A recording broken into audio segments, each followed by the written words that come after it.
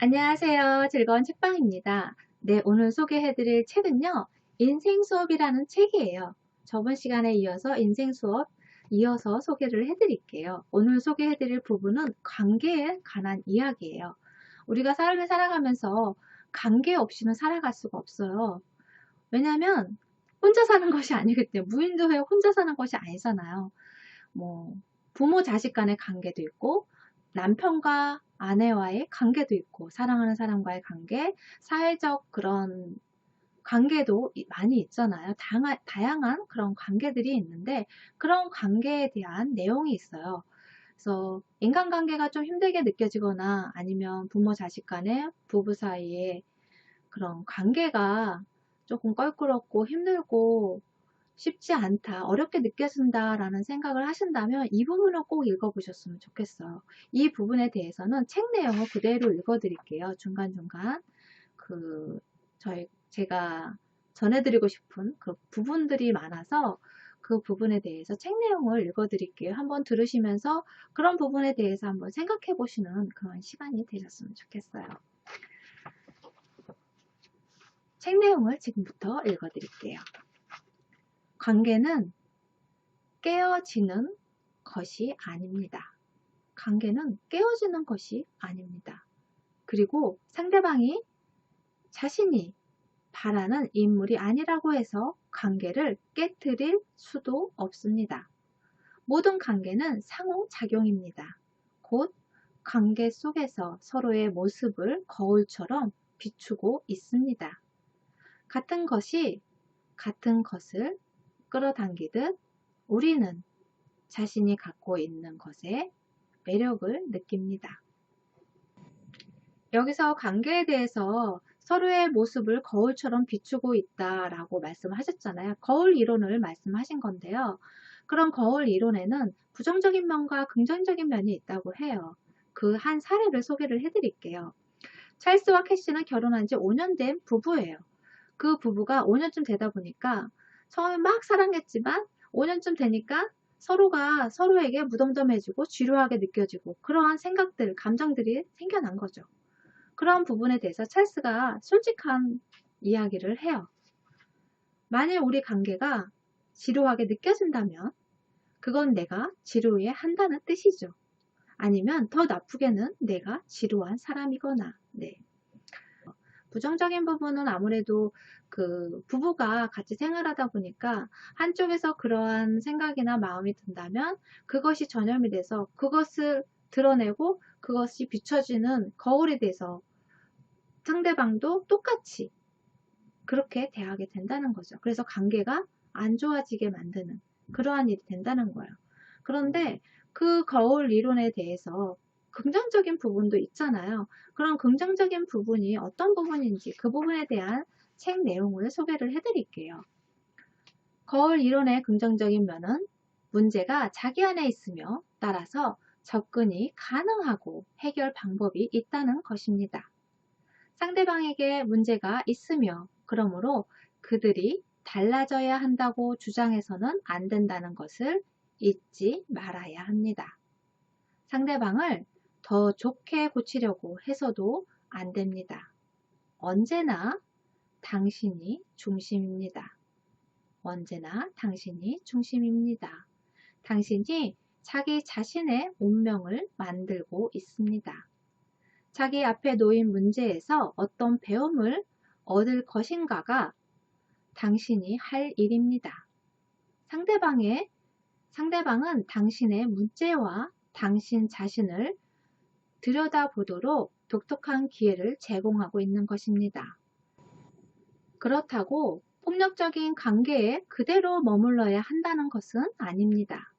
상대방을 비난하기 전에 문제가 상대방에게 있는지, 관계에 있는지, 아니면 자기 자신에게 있는지 스스로에게 물어보라는 것입니다.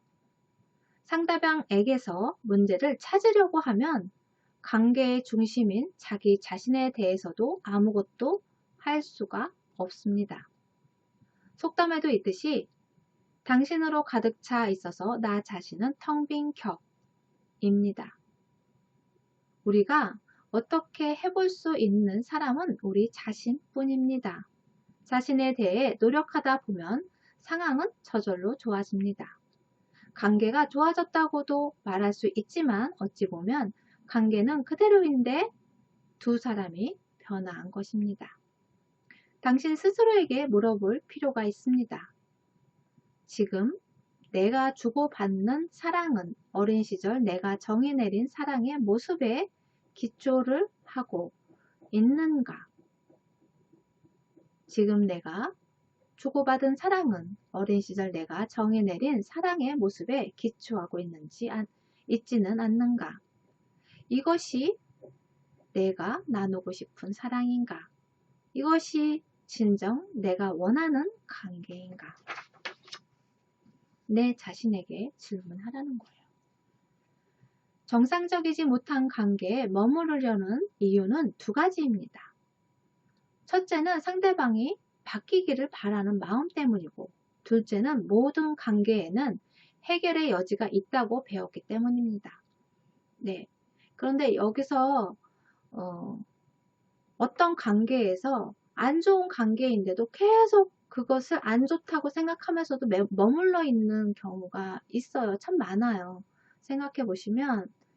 그래서 힘든 상황들을 계속 반복해서 경험해야 하는, 반복해서 일어나게 되는 그러한 일들이 발생하거든요.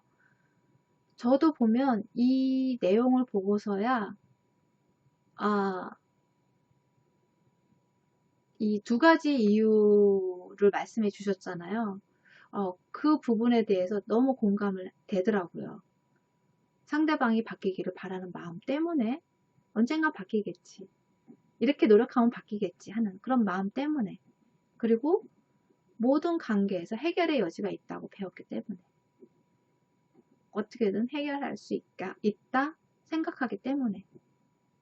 나아질 수 있을 거라 생각하기 때문에. 그렇기 때문에 그러한 생각들 때문에 계속 유지해 가고 그러면서 반복적으로 힘든 상황이 계속 발생을 하고 그렇게 되는 것 같아요. 또 다른 부분을 읽어드릴게요. 이어서 읽어드릴게요. 상대방을 사랑받고 보호받을 가치가 있는 소중한 사람으로 여기는 것이 사랑의 진정한 의미입니다. 그리고 당신 역시 똑같은 대접을 받을 수 있습니다. 그것이 무엇이든 이 삶을 정의하는 것은 당신의 몫입니다. 또한 사랑을 정의할 때 환상 없이 사랑하는 법을 배워야만 합니다.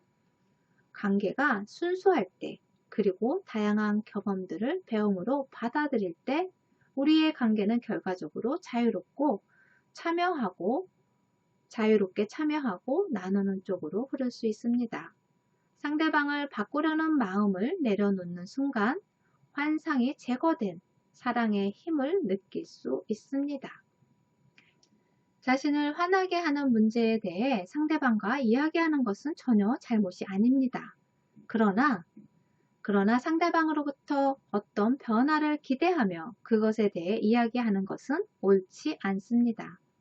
생각을 공유하고 진실을 말해야 하지만 그것이 우리가 원하는 반응을 이끌어내기 위한 것이어서는 안 됩니다. 자신이 만든 규칙과 환상을 고집하는 한 진정으로 사랑할 수 없습니다. 그가 자신의 모습 그대로 살아가게 하십시오. 상대방이 자신의 모습 그대로 살아가게 하십시오. 네. 근데 이 부분에 대해서 지금 읽어드린 부분에 대해서는 참 우리가 착각을 하면서 사는 경우가 참 많아요. 존중한다고 하지만 실질상으로는 내가 그런 상황이 되도록 유도하려고 이야기를 꺼내고 상대방이 이 이야기를 듣고 좀 변화했으면 좀 공감해 주었으면 하는 바람으로 이야기를 하게 되거든요. 그래서 그러한 이야기를 하지만 거기에 대해서 기대하거나 바라지 말라는 거죠. 그러면 기대하고 바라면 바랄수록 더 일이 커지고 사이가 더 안 좋아지게 되는 그러한 일이 된다는 거예요. 그래서 인간관계가 어떠한 관계를 유지하고 하는 것이 한쪽에서만 노력한다고 되는 것이 아니라 같이 노력해야 하는 부분이고 서로 주고받고 해야 하는데 그런 것이 원활하게 잘 안 될 때 문제가 발생을 하잖아요. 그럴 때 내가 어떠한 노력을 하고 기울이면서 그것을 기대하고 바라보고 하면 할수록 그것이 더 크면 클수록 그 실망감은 더 커지고 더 관계가 안 좋아지는 결과물로 나오게 되기 쉽다는 거죠. 그래서 그러한 생각들을 버려야 한다는 거예요.